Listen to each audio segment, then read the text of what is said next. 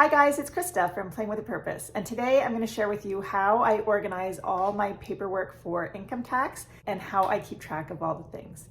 If you're new here, my name is Krista and I'm a childcare provider for up to 5 children, and on my channel you'll find tips and tricks, all things related to childcare, shopping hauls, and the odd family vlog. If you live in Canada and you operate a home daycare, Canada Revenue Agency considers you a self-employed individual. And so we need to file our income tax as a business owner. To calculate your income, you're just going to keep track of every payment that you have from your clients. And at the end of the year, you're going to tally it up. I made this really easy chart for myself. It just has family name and the year, and then it has all the months, the name of the child, the amount paid, and year to date. And so if you're super organized, you keep this up during the year, and at income tax time, everything's a breeze. I've definitely been guilty of getting behind on my paperwork, and then at income tax time, I have to scramble. This is a really easy, simple way to keep things organized. It makes it very easy come income tax time to add up all those totals and then issue a daycare receipt.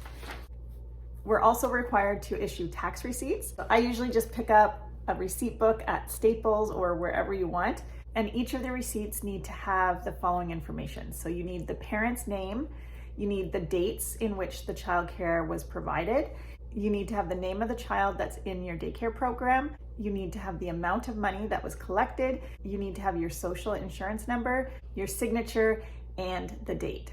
So that's the basics on income. As a daycare provider, we are able to deduct a lot of different expenses that pertain to our business. Things like advertising, field trips, car expenses, groceries, art supplies, toys, materials, books, gifts. Honestly, there are a lot of different expenses that goes into childcare. We can also claim things like rent or mortgage interest, a portion of our property taxes, our heat, our hydro. So it's really important to keep track of all of these expenses that are coming in throughout the year. I used to purchase a calendar each year that had an expense sheet, but I found that over the years, I really didn't use the calendar portion and I was just using the expense sheet. And you actually had to make photocopies of the sheets at the back anyways.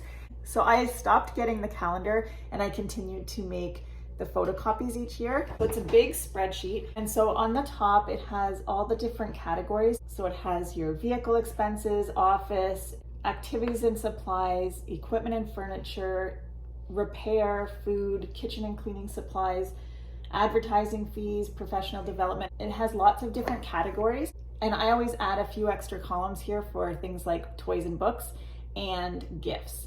So I like to do up one of these sheets every single month. So at the end of the year, I have the total of all the expenses that I made in each of these different categories. So when it comes to your home expenses, you need to find out what your business use of home is. And to figure out what that is, you're going to measure the area that you use for your daycare and deduct that space from the total square footage of your home. And that will give you the percentage that your business use of home is. So for example, if you're using 10% of your house for your business, then you're going to be able to claim 10% of your heat or hydro bill, so on and so forth. If you use space for both personal and for daycare, then you need to calculate the percentage of time that you use that space for your daycare. Make sure that you keep all your receipts. It's really important that you'll be able to provide the receipts that they are questioning. And so what I like to do is purchase 3 of these files off of Amazon. These are just the Amazon basics. Inside, you'll see that I have an area for my receipts for each month of the year. And then I also buy 2 more, and I separate the receipts that I use for personal. And we also have a small hobby farm, so I have another one for the farm. So this just helps me keep them all separate, and I'm able to keep track of business expenses versus personal. And the last thing I wanted to show you is how I store all of the stuff. Once I've submitted my income tax and it's all over for the year, I wanted to show you how I put it all away. I'm really fortunate to have cupboard space because I have 2 grown children that have moved out. And so I use this space here. And so I have a banker's box for each of the years. And so I just have them lined up here. So in Canada, we have to keep 6 years worth of income tax. So I love that I can see exactly what I have in front of me.